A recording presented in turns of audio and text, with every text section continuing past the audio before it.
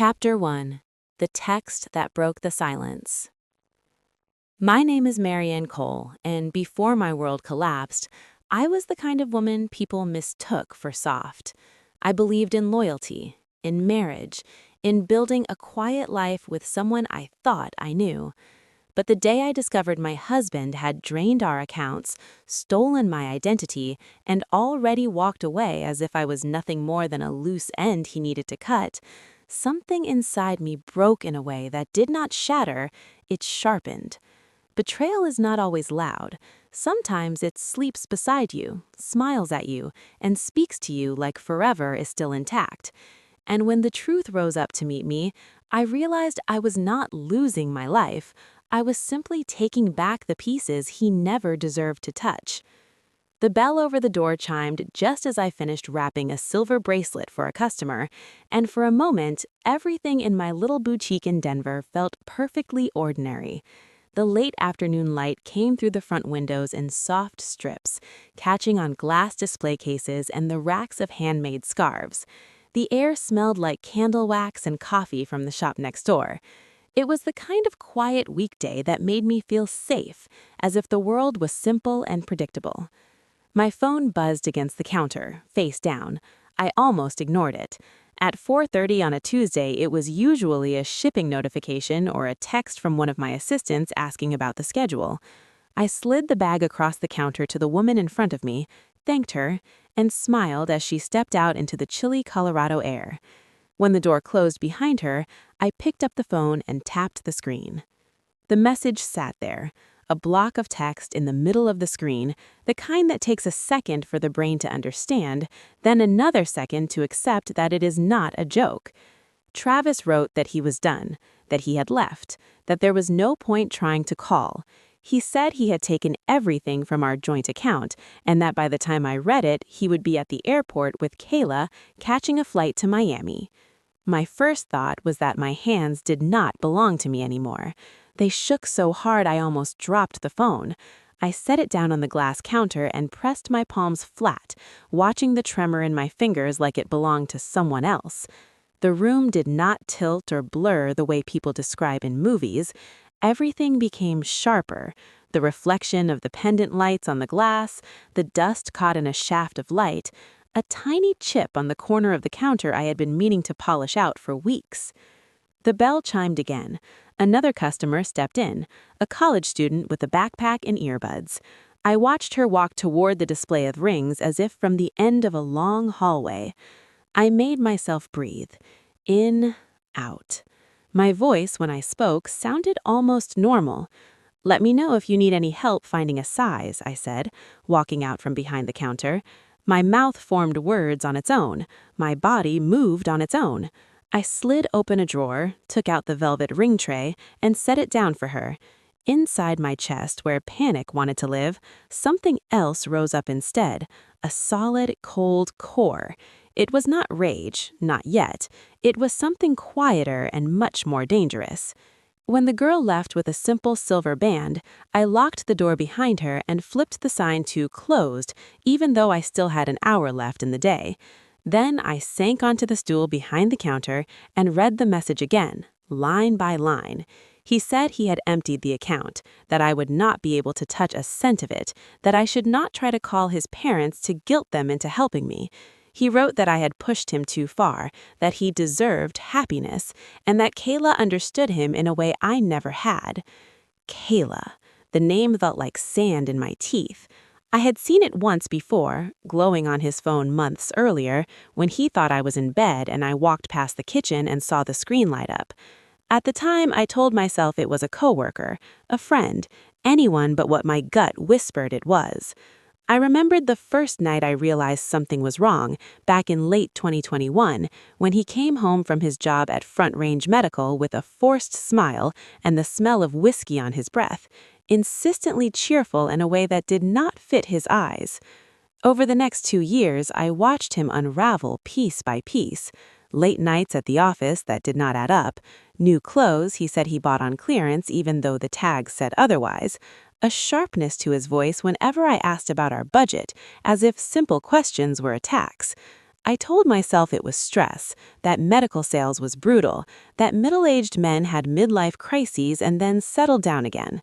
The phone vibrated again on the counter, and for a second I thought he had sent a second message, maybe this one full of apology or explanation.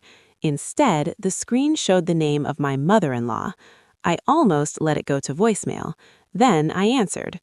Lorna did not ask if I was all right. She launched straight into her version of events, her voice already tight, saying that Travis had called her from the airport, that he was exhausted, that he said I had been on his case for months about money and hours, and that he couldn't breathe in our house anymore.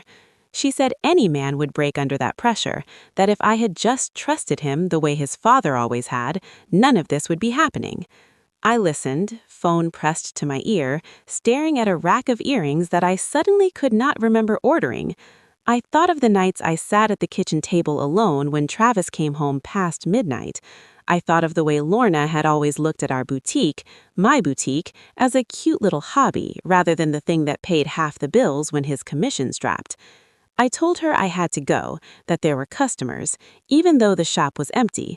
She sighed into the phone, disappointed, and said I hoped I wouldn't do anything dramatic to make this harder on him.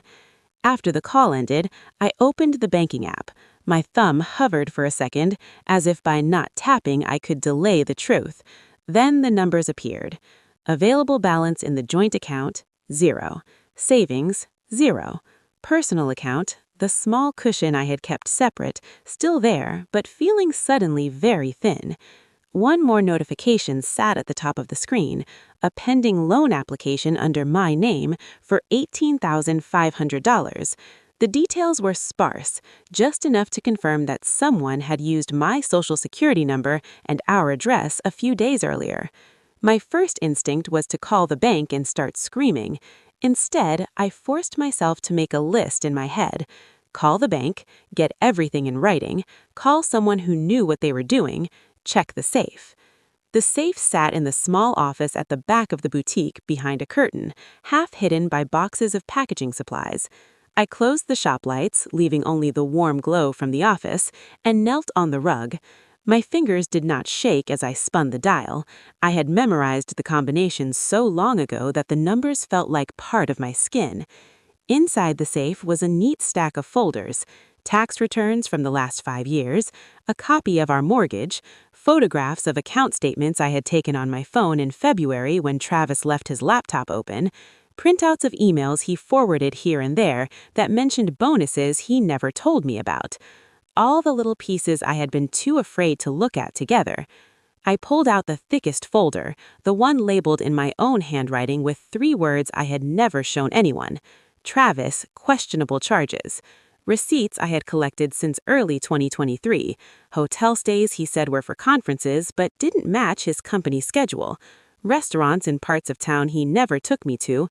Gift shop purchases with no explanation. I sat back on my heels and let the weight of the folder rest in my lap.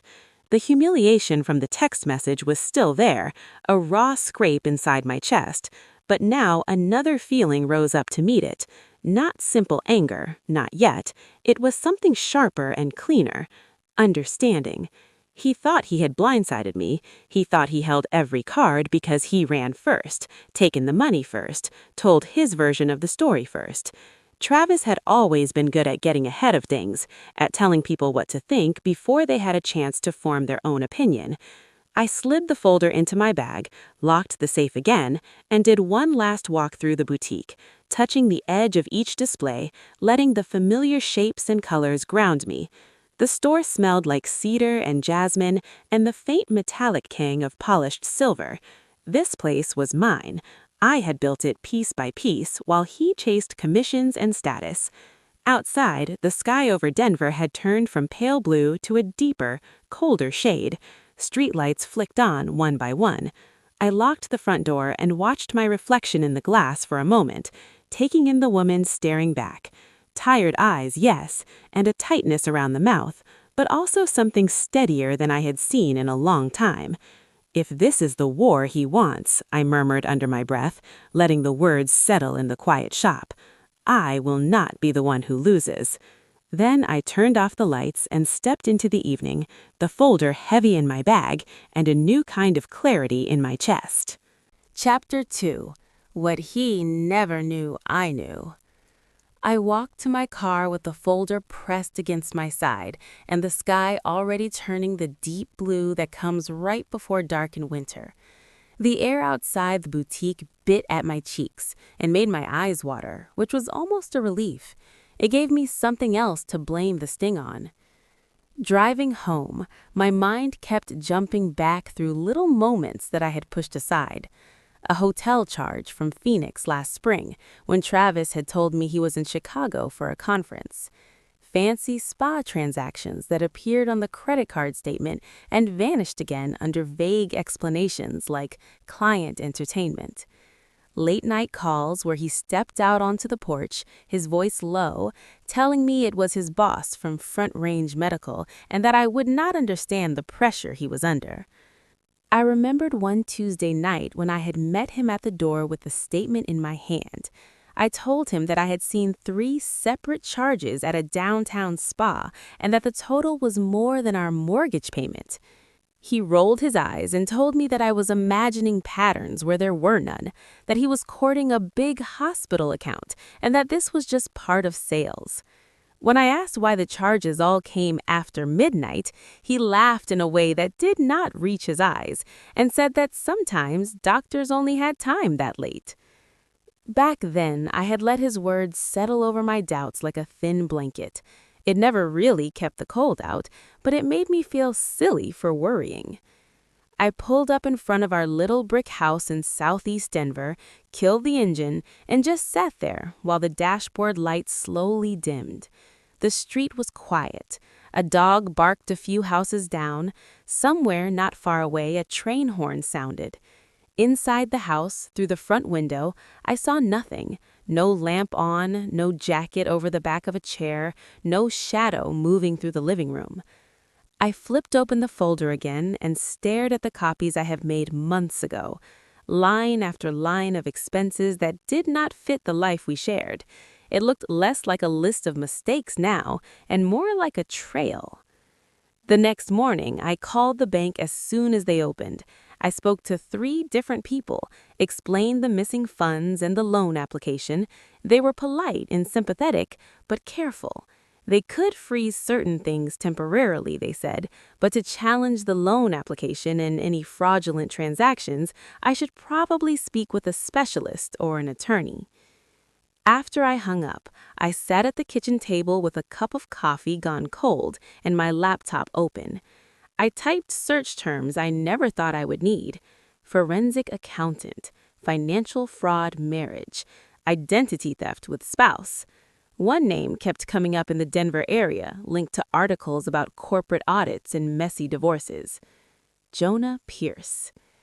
His office was in a bland building near downtown, surrounded by insurance companies and real estate agencies. I called and expected to be told there was a waiting list. Instead, his assistant put me on hold for a minute and then came back saying he had a cancellation and could see me that afternoon. Sitting in his waiting room, I felt like an imposter. The other people there looked like executives and business owners in suits. I was in dark jeans and a sweater from my own shop, clutching my folder like it was a life vest. When Jonah stepped out to greet me, he was not what I expected. No expensive suit, just a pressed shirt with the sleeves rolled up, black framed glasses, the calm eyes of someone who spent a lot of time listening. He shook my hand and led me into a small office with filing cabinets lining one wall and a whiteboard covered in scribbled numbers on the other. He asked me to start from the beginning, so I did. I told him about the text, the empty account, the loan application under my name. I slid the folder across his desk and watched as he opened it and began flipping through the pages. Every so often he made a small mark in the margin or tapped a date with the end of his pen. When I finished, there was a long moment where the only sound was the hum of the air conditioning. He asked how long I had been noticing odd charges. I said that it started late 2021, but that the pattern got worse in the last 2 years. I admitted that for a long time I had told myself I was being unfair, that marriage meant trust, that everyone had rough patches. He nodded and asked whether I had access to any of Travis's recent pay stubs or his work schedule. I gave him what I had. He asked permission to contact the bank directly and to pull reports on our joint accounts going back several years. I signed the forms with a hand that felt strangely steady. It took a few weeks for everything to come together. During that time, life existed in a strange limbo. I kept the boutique running, rearranged displays, smiled at customers, pretended my life was not collapsing in slow motion. At night, I slept on my side of the bed and tried not to look at the indentation on his pillow. One afternoon in early December, my phone buzzed while I was checking inventory. The screen showed a name I did not recognize at first: Naomi Wells. I answered and heard a quiet female voice identifying herself as a teller at our bank. She said she was calling off the record because she had processed a request that made her uncomfortable. Someone had tried to open a new checking account linked to my Social Security number, but the signature on the form did not match the one they had on file for me. She'd stalled the process, saying she needed to double-check some details, but she wanted me to know. I swallowed hard and asked if the request had been made in person. She said that a man claiming to be my husband had submitted paperwork and that he had been very insistent about wanting everything done quickly. She remembered his eyes more than anything else, she said, how he looked offended when she asked too many questions. I thanked her, wrote down her name, and asked if she would be willing to talk to a specialist if this turned into an investigation. After a short pause, she said yes. That night, my phone lit up with another message, this one from Travis's cousin, Drew. He wrote that he had heard what was going on, that he thought I should calm down and let Travis have some space, that calling lawyers and banks made me look unstable. He threw in a line about how everyone makes mistakes and how airing dirty laundry never helped anyone. I stared at that message for a long time. I typed and deleted several responses. In the end, I simply set the phone face down on the table and walked away. The isolation settled over me like heavy snow. His family did not want to know the truth. They wanted the version that required the least amount of effort from them. The next day, I met Jonah again. This time, he had a larger stack of papers waiting for me and a grim set to his mouth. He spread out statements on the desk in chronological order. He showed me where a new bank account had been opened in Travis's name only in early 2023, one I had never known about. He pointed to regular transfers from our joint account into that hidden account, not small sums at once, but steady amounts that added up over months, starting small in 2022, increasing in 2023, becoming aggressive by mid-2024. He pointed at the pending loan application for $18,500 filed under my Social Security number just days before he sent that text from the airport. There were Miami travel expenses totaling $3,900 on a card I had never seen, booked weeks in advance. As he walked me through each piece, my stomach clenched, then oddly settled. Seeing it mapped out on paper like this was like watching an X-ray of a body I thought was alive, but had in fact been rotting for years. I asked Jonah whether this was the kind of mess that ended with me buried in debt and Travis walking away clean. The words tasted bitter. He leaned back, folded his hands together, and studied me for a moment. He said that was exactly what would have happened if I hadn't started collecting documents and if he hadn't had time to reconstruct the trail. He said that Travis had been methodical, using small withdrawals and plausible-sounding expenses to move money into an account I knew nothing about, then preparing to stick me with the burden of loans and unpaid taxes. I felt something in my chest twist and then loosen. All the times I had wondered if I had overreacted, if I had been an overbearing wife, started to crumble. Jonah continued, explaining that the pattern of withdrawals, the fraudulent use of my social security number, and the attempt to open a new account using my identity all pointed in the same direction. He told me there were laws meant to protect spouses in situations like this, but they only work if the spouse could prove intent. He tapped the stack of papers and told me that intent is exactly what Travis left behind, whether he meant to or not.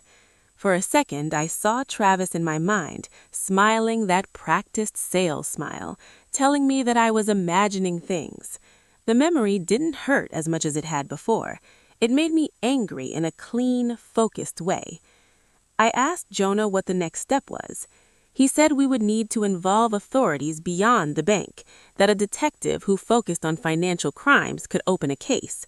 He said I should also be prepared for Travis and his family to push back hard, to paint me as emotional and vindictive, to make me question myself again. I listened, and then I rolled my shoulders back as if settling into a jacket that finally fit. He looked at me directly for the first time in the meeting, not just as a client, but as someone standing on the edge of a... Chapter 3. The web of lies starts to unravel. I left Jonah's office with the folder tucked against my chest and the knowledge that I was not crazy echoing in my ears. The city felt different when I stepped onto the sidewalk, sharper around the edges. Cars went by on Spear Boulevard, people hurried past with coffee cups and briefcases, and none of them knew that my entire life had just been reframed as a crime scene instead of a failed marriage. 2 days later, my phone lit up with a number I did not recognize while I was restocking earrings behind the counter at the shop. I almost let it go to voicemail, but something in me was tired of dodging. "Hello, this is Marianne." A young female voice answered, hesitant.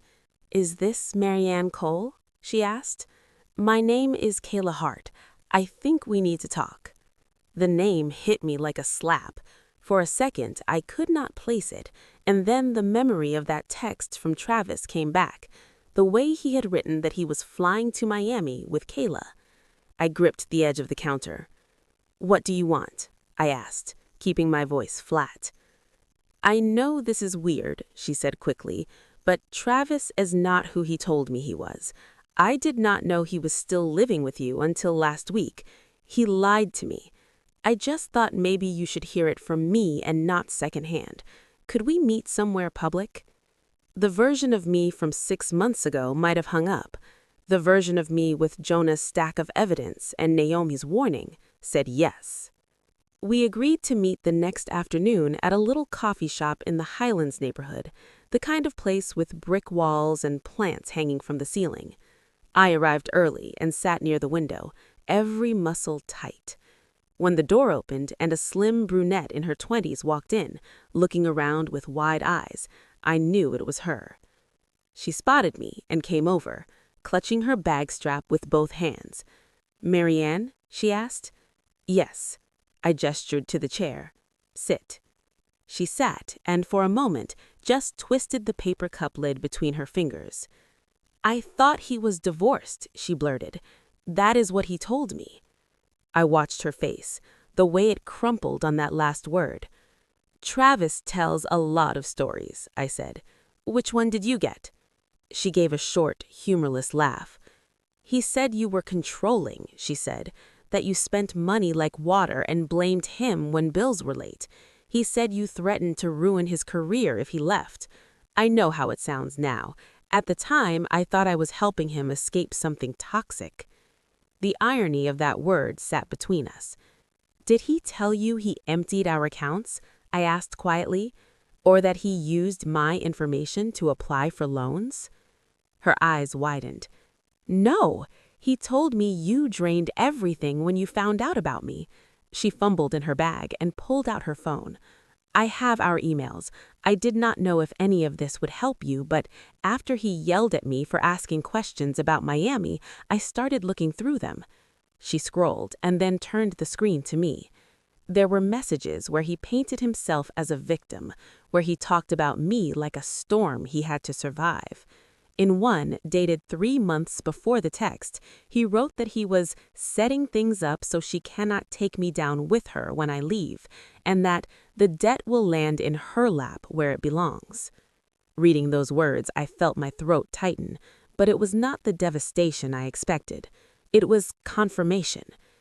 "Thank you," I said, handing the phone back. "You didn't have to call me." "I feel stupid," she admitted, blinking hard.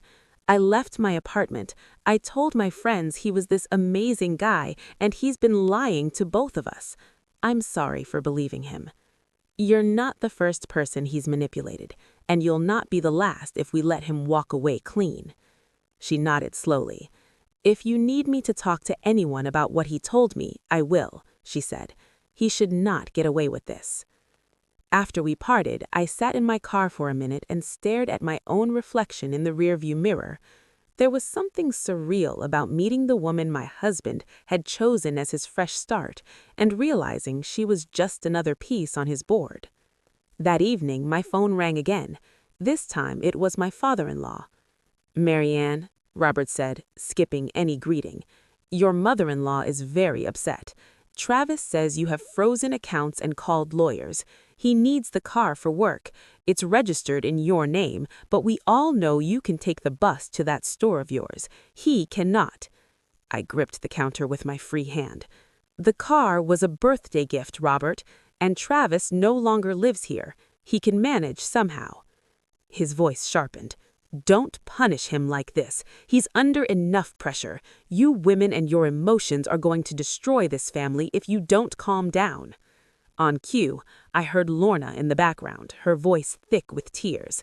"Tell her she's tearing us apart. Tell her I did not raise my son to be treated this way." I closed my eyes for a second. I could have shouted. I could have thrown Jonah's findings in their faces. Instead, I took a breath. "I'm not going to argue with you," I said. "This is between Travis and me, and now between Travis and the law. I suggest you talk to him about what he's been doing with our finances before you decide who is destroying what." I hung up before he could respond and set the phone down, palms sweating, heart pounding. Even when evidence stacked against him, his family's instinct was to circle around him and blame me. Their loyalty to the idea of him was stronger than their interest in the truth.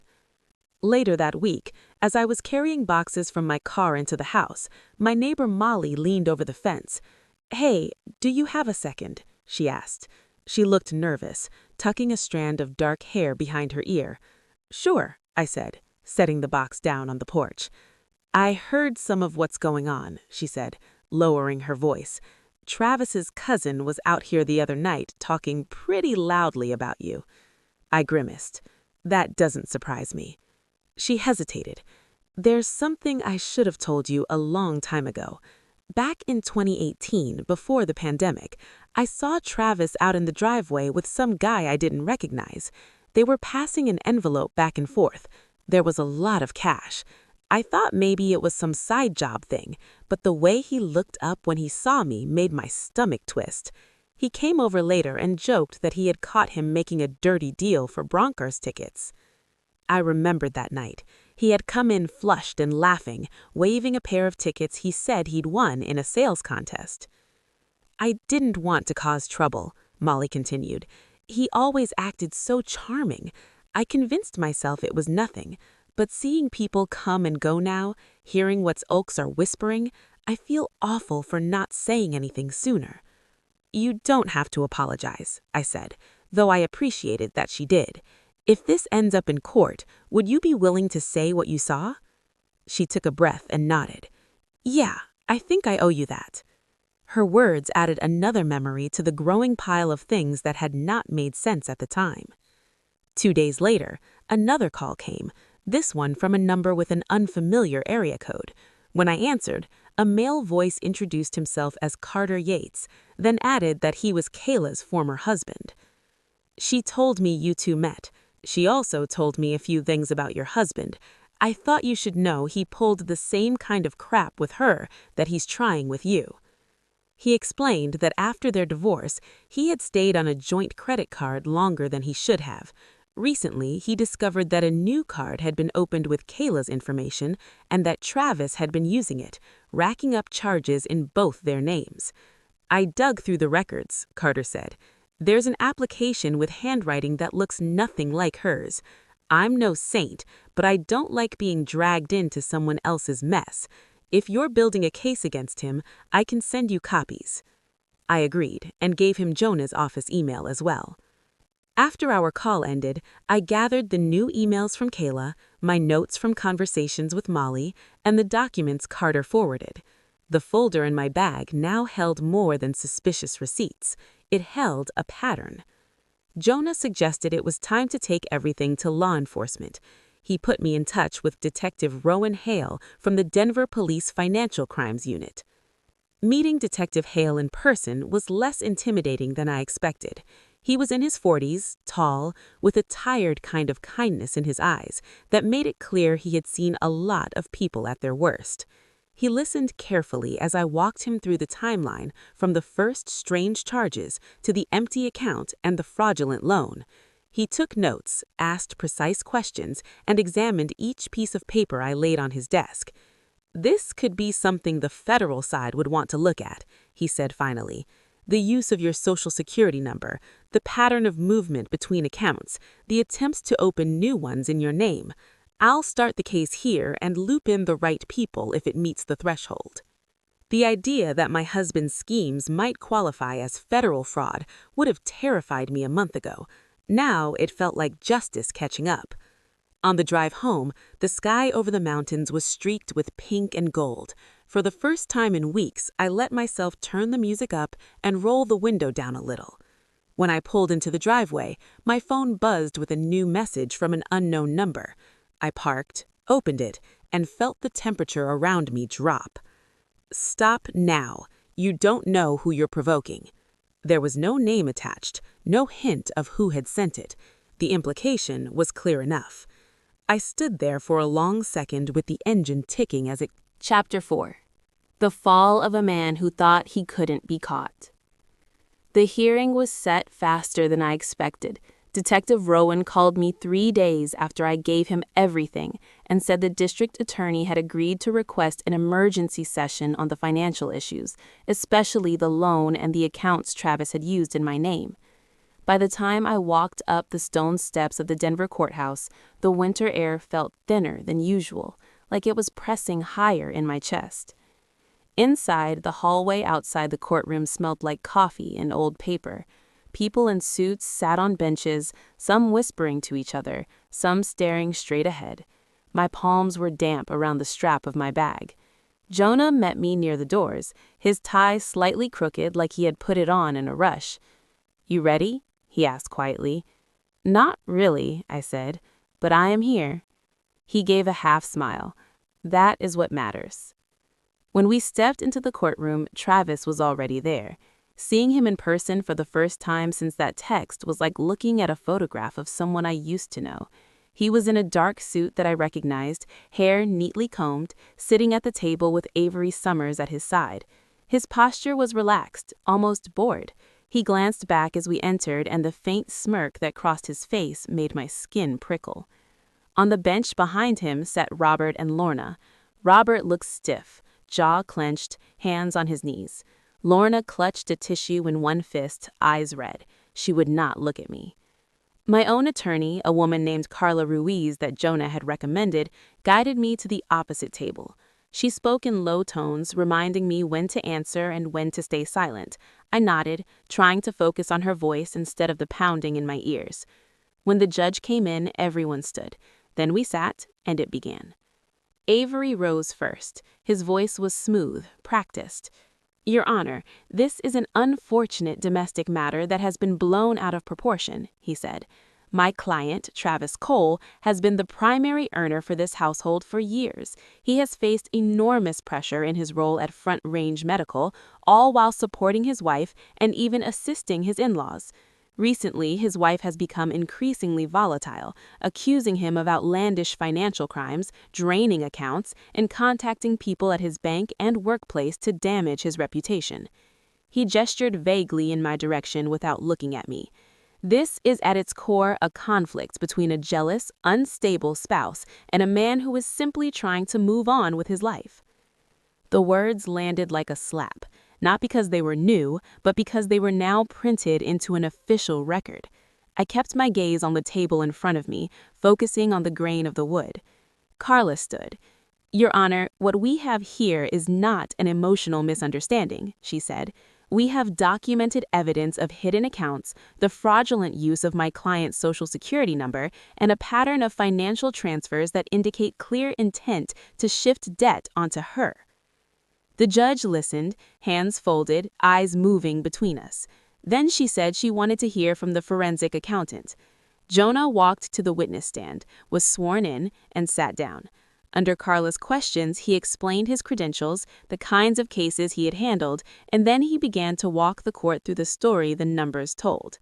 He described the joint account Travis and I had used for years, the steady paychecks, the normal bills. Then he showed where small transfers started appearing, moving money into a separate account opened in early 2023 in Travis's name only. At first, a few $100s at a time, then $1,000 and $2,000. Over the span from 2022 through late 2024, those transfers added up to tens of thousands of dollars. He spoke about the loan application for $18,500 filed under my Social Security number days before Travis left.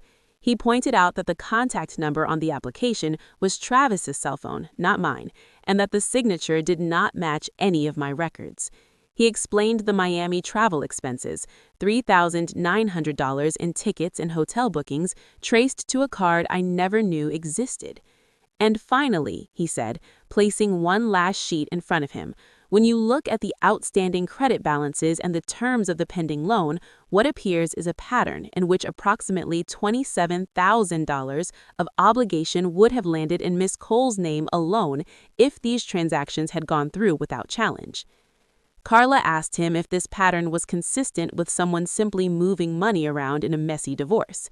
He shook his head. "In my professional opinion," he said, "it is consistent with someone methodically shifting money out of a shared asset pool into a concealed account while setting up new liabilities under the other spouse's identity." Avery stood for cross-examination. "Mr. Pierce," he said, "have you ever once spoken directly to my client to understand his intent?" "No," Jonah answered. "My conclusions are based on records, not personal conversations." "So you cannot say with certainty that he meant to harm Miss Cole. Is it not possible he was trying to protect joint funds from her reckless spending, given that she runs a small craft shop that has struggled in the past?" Heat flushed the back of my neck. The boutique he dismissed as a hobby paid more than its share of our bills when Travis's commissions tanked. Jonah answered calmly, "I am not here to speculate about emotional motives. I am here to show what the numbers and documents demonstrate." Avery shifted his attention to me. "Is it true you have confronted my client multiple times about his income? Is it true you have accused him of affairs before, without proof?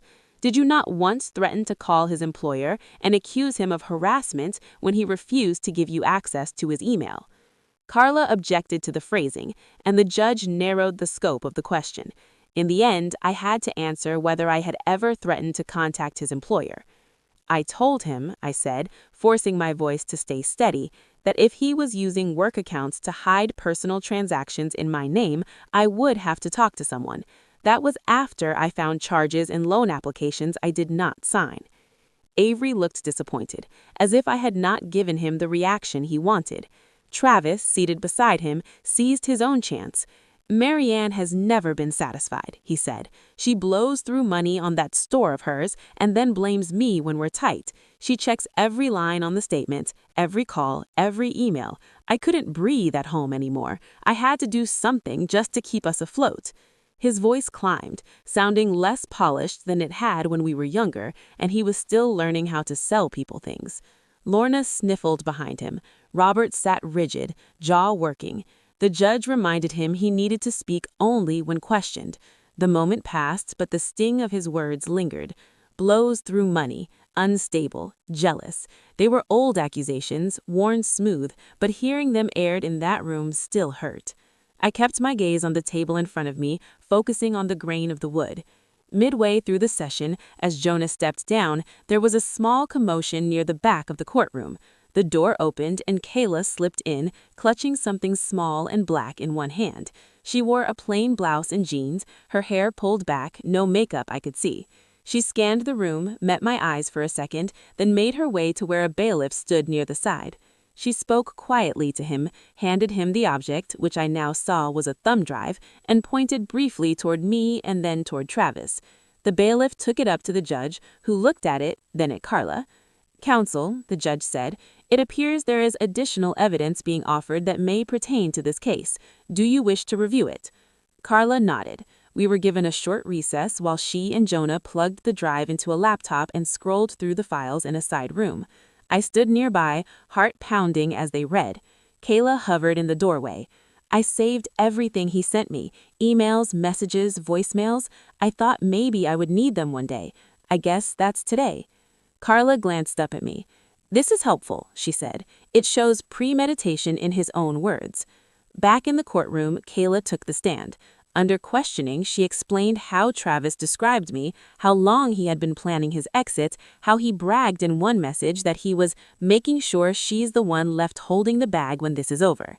Then Naomi testified about the day Travis came into the bank trying to push through a new account using my identity.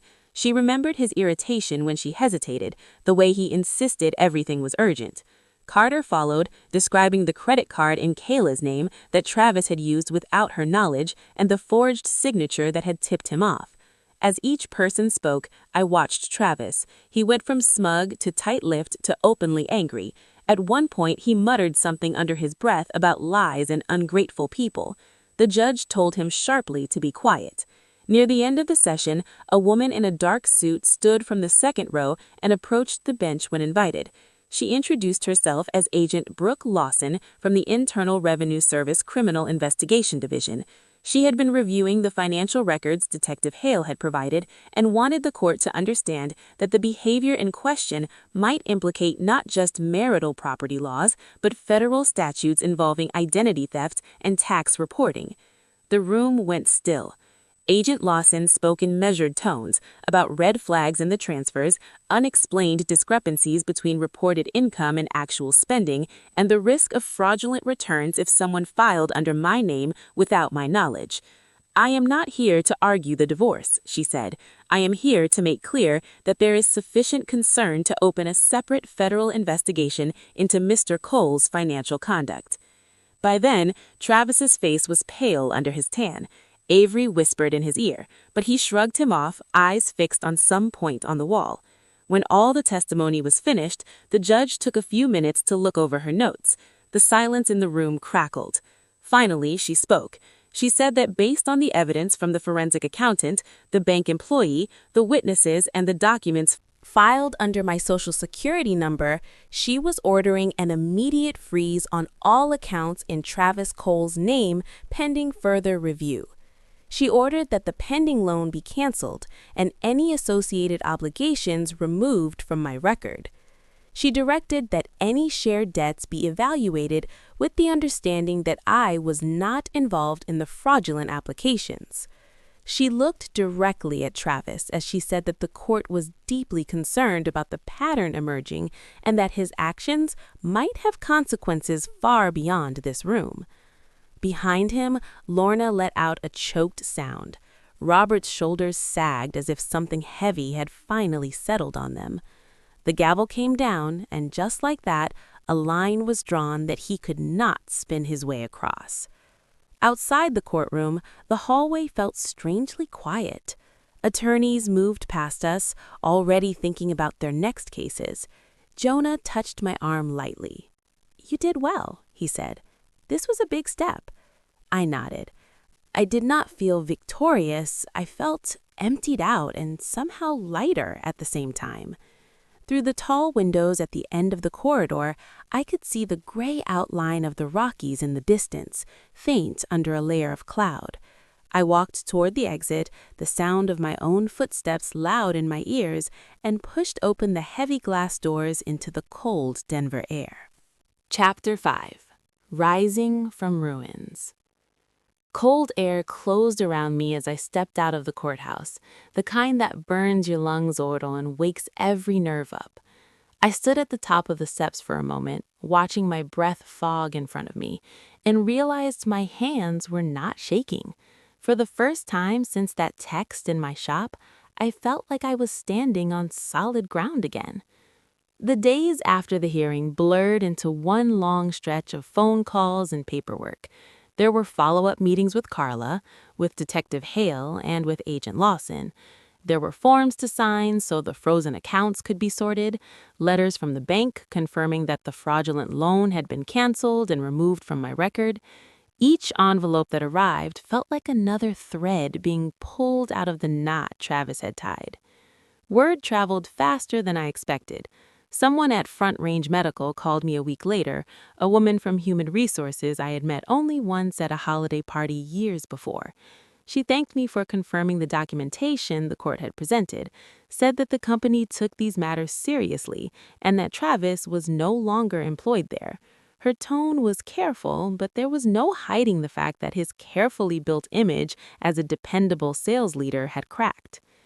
Through all of this, I did not hear directly from him. No calls, no texts, nothing in writing. He had been ordered to route any communication through his attorney, and for once he seemed to be following rules. Instead, I heard from other people on the edges of his life. A mutual friend mentioned that he had moved out of whatever temporary place he was staying and into a modest apartment across town, smaller and less polished than the house he had walked away from. Someone else told me that Kayla had left him for good after the hearing, that watching him try to twist the truth in front of a judge had snapped whatever was left of her belief in him. His parents stayed quiet for a long time. Then, one afternoon, there was a knock at my door. When I opened it, Robert and Lorna stood on the porch together, looking older than I remembered.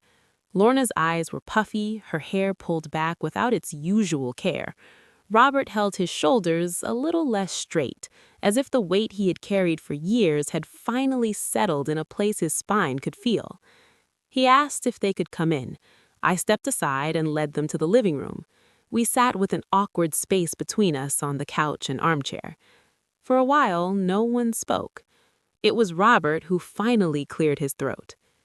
I saw the records, the bank papers, the loan application, what that federal agent brought in. I did not want to believe it, but it is all there. I taught my son to be honest. Somewhere along the line, he decided that did not apply to his marriage. Lorna wiped at her eyes. "I told him you were trying to ruin him," she said, voice thin. "He said you were making things up. I wanted to believe him. He is my boy. But seeing him up there, listening to what he did with your name, with your money, I felt sick." She looked at her hands. "I am sorry for the things I said to you," she added, "for choosing his version before hearing yours." I sat back and let the words seep in. A year earlier, I might have clung to this moment as proof that everything could be mended if people just saw the truth. Now it felt like something quieter, an overdue acknowledgement that cleared a small space inside me that had been clogged with resentment. "I appreciate you saying that," I said. "What he did is between him and the law now. You do not have to choose sides between us anymore. I'm just not going to let him use my life as collateral again." Lorna nodded slowly. We did not hug, it was not that kind of reunion, but when they left, the air in the house felt a little less heavy. While Travis's world shrank, mine started to stretch again. December bleeded into January, then February. The holiday rush at the boutique had kept me busy despite everything, and word had gotten around the neighborhood about what I was dealing with. People came in not just to buy earrings or bracelets, but to say they had heard, that they were glad I was standing up for myself. A local blog that covered small businesses wrote a piece about the shop, about women supporting women in the face of financial abuse. I didn't love that phrase, but I couldn't argue with its accuracy. The article brought in new customers and, more importantly, a sense that my story was not something shameful to hide, but something that might help someone else pay attention to the small red flags in their own lives. By spring, I signed a lease on a second, smaller storefront in a neighborhood closer to downtown. It was a risk, but the numbers finally made sense, and for once, I was making a decision about expansion without having to wonder what secret accounts might be draining me behind the scenes. Molly came over on her day off to help paint the new space, her hair tied up in a bandana, streaks of pale blue on her forearms. "I still feel bad for not telling you sooner about that envelope in the driveway," she said, rolling paint carefully along the trim. "I'd told you when it mattered," I answered, "and you're here now. That's worth a lot." Naomi came by after her shift at the bank with a small tray of coffees and a small plant for the front window. We laughed about how none of us knew what we were doing with hanging shelves and that we were learning as we went. Those afternoons of manual work and silly mistakes, of stepping back to look at what we had done with paint in our hair and sore shoulders, healed me in ways that the court orders never could. A few months after the hearing, on a quiet Tuesday morning, I stood in the new shop before opening and looked at myself in the long mirror by the fitting area. The sun came in through the front windows, catching in my hair, and for a moment I saw the version of myself before all of this started, the woman who thought stability meant never questioning the person she shared a house with. Then that image shifted, and I saw the woman I had become instead. There were faint lines at the corners of my eyes that hadn't been there a decade ago, a little more gray hidden in the brown, but there was also a steadiness in my gaze that I hadn't recognized back then. I looked like someone who had walked through fire and learned how not to burn. The bell over the door rang, even though I hadn't flipped the sign to open yet. I turned, ready to tell whoever it was that we weren't quite set up, and froze for a second. Kayla stood there just inside the doorway, hands clasped around a set of car keys. She looked different from the first time I saw her at that cafe, less fragile somehow, more grounded. "I'm sorry," she said quickly. "I know it's early, but I just didn't know when else to come without running into half the neighborhood." "It's fine," I said. "Come in." She stepped closer, looking around at the displays and the partly stocked shelves. "This is beautiful. It feels like you." I relaxed a little at that. "What brings you here?" I asked. She took a breath. "I wanted to tell you in person that I moved out," she said. "After the hearing, after hearing him talk about you and then listening to everyone else testify, I realized I had been clinging to an idea of him that never existed. I stayed a few weeks longer than I should have, trying to convince myself he would change. He didn't. So I left. I'm in a little studio across town now. It's small, but it's mine." There was pride in her voice when she said that last word. "I also wanted to say thank you," she went on. "If you hadn't pushed back, if you had just let him do what he was doing, I would still be trapped in his version of things. Seeing you stand up there made me realize I could leave too." I felt a lump rise in my throat. "I didn't do all of that for you," I said, a half smile tugging at my mouth, "but I'm glad it helped. You deserved better than the lies he fed you." She nodded, eyes glistening. "I know you don't owe me anything," she said, "but I hope one day when people say my name, you don't only think of me as the girl he left you for." I considered that. The anger that flared up the first time I saw her name on his phone felt distant now, like a story I had heard about someone else. "I think of you as another person he tried to use, and another person who got away." She let out a breath that sounded almost like a laugh. "That's better than I expected," she said. "I'll take it." We said goodbye not as friends, but as two people who had shared the same storm from different sides of the house. When she left, the shop felt even more like mine. I heard about Travis's next move third hand. Someone mentioned that he had left Denver entirely, that he was renting a cheap place in a small town in New Mexico, working some job that didn't require him to show earnings on commissions, keeping his head down while the investigation continued. There were whispers about his accounts being permanently frozen, about tax bills he couldn't pay. Part of me wanted to picture him miserable and alone, but the truth was simpler. I didn't care what he felt anymore. His story had finally spun away from mine. Standing behind the counter in the new shop one evening, watching a woman try on a necklace in the mirror and smile at herself, I thought about how different my life looked from the one he tried to leave me with. I had two stores, a circle of people around me who had shown their true hearts when things got hard, and a future I was building with my own hands, on my own terms. If you're listening to this and any part of it feels like someone held a mirror up to your life, I hope you hear this part very clearly. You are not crazy for noticing what doesn't add up. You are not difficult for asking questions. You are not weak if you stayed longer than you should have, and you are not broken if you finally decide to walk away. If you've ever been silenced or betrayed, I hope you find your way back to your own voice, in whatever form that takes. You deserve to stand in a room that belongs to you, to look at your reflection and recognize someone you're proud of. And if stories like mine make you feel a little less alone, I hope you'll stay. Listen to the next one and maybe share your own when you're ready,